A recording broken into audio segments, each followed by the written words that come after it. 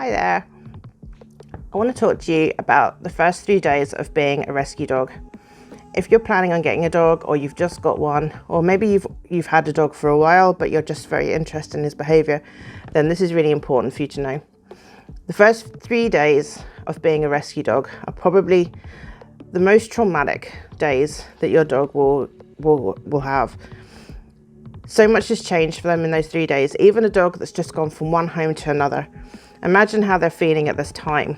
They've been in a home, they have a family, they know what their home smells like, they know what their garden is like, the food that they're getting, the food bowl, their bedding, friends, walk routines. Everything has been really familiar, and then all of a sudden, just one day, they leave all that behind, not through their own choice, and they go to another home. So the lead gets handed over to a new person or a rescue centre or a pound, wherever it is that they're going. And at that moment then, they become extremely vulnerable. They don't know the person they're with. They don't know the house they're going to or the kennel. Everything will be unfamiliar to them. There will not be one familiar smell, not one familiar walk, not one familiar friend. Imagine this in your own life. If you were suddenly plucked out of your family and taken and put somewhere else into a family, and you don't have any clue at all if you're safe, if this is okay. You don't know, nothing is familiar to you. You have no idea what's going on. This is a really, really scary time. And often in those first 3 days, when we bring a rescue dog into our home, we're really keen to get to know them. We want to show them that they're loved. We want to make them feel welcome. We want to introduce them to all of our friends and take them for walks and do all those things that we've been really looking forward to doing with our new best friend, our new dog. But actually what they're thinking right now, they are completely terrified. They don't know who you are. They don't know where they are. They don't know whether they're going to be okay or not. Are you going to hurt them? Is somebody else going to hurt them? Will they have to go again tomorrow? Everything has changed for that dog. So for the first 3 days, what they need from us is to leave them alone. We need to get them a safe space into the house that they can call their own. We need to make it really cozy and make sure everything they need is provided there. So they've got their food, they've got their water, and we need to carry on with our routine to a degree because they need to know what's normal here for us. They'll come to us when they're ready to. In most cases, within an hour or two, the dog will be sitting up beside you on the sofa and they'll be nice and happy and they'll go, yeah, you seem good to me, and that's fine. But based on what experience they may have had in the past, this may not be the case. So for the very worst case scenarios, you might have a dog that does not want to leave their safe space at all for a couple of days, and that's okay. They need to find themselves in this home. They need to familiarize themselves with the smell. Even the food will smell different. Their bowl will look different. The garden's not the same. It doesn't have their smell in it. They don't know where to pee. They don't know what to think. So the first 3 days is all about that. It's about finding themselves in this home and learning that they are safe and that they can trust you. Until they can trust you, you can't do anything with them.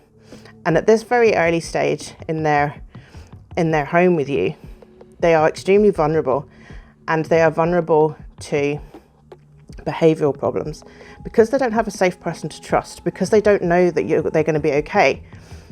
Everything that happens to them can be traumatic. So if you try and bath that dog during those first 3 days, a stranger to that dog, and they are completely in fight or flight mode because they don't know they're safe.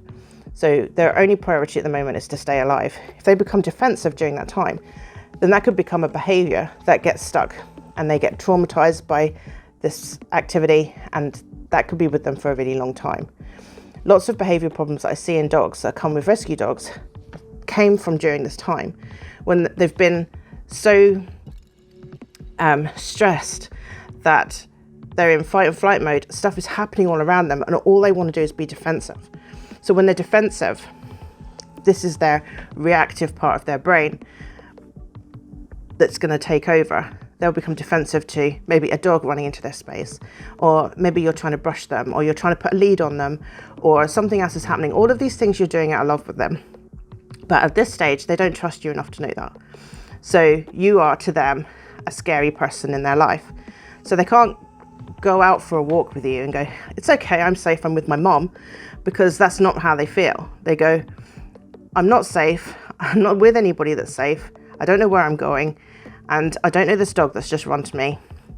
So they're in their fight and flight mode for most of those 3 days in this worst case scenario.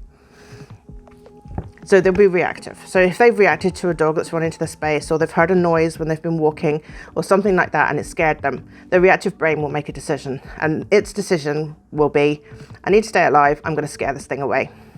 As soon as they scare this thing away, their brain will assess whether that was a good decision or not, and because they're in their fight and flight state, they'll decide whether it's been successful based on the fact that they're still alive.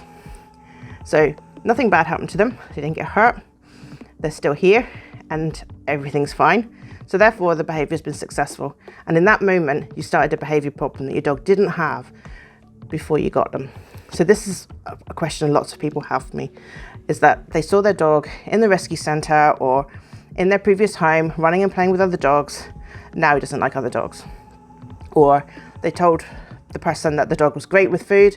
Now it's not great with food, because when they're trying to eat or they're near their food, maybe you're trying to encourage them. Again, remember that you're a stranger to this dog. I know you have good intentions and you love him, and you know that you have good intentions and that you love him, and you just want to help him and make him feel better. But the only way for him to know that is to figure that out for himself. And if he feels safe with you because you've allowed him to come to you in his own time, then that's where that trust will start to build.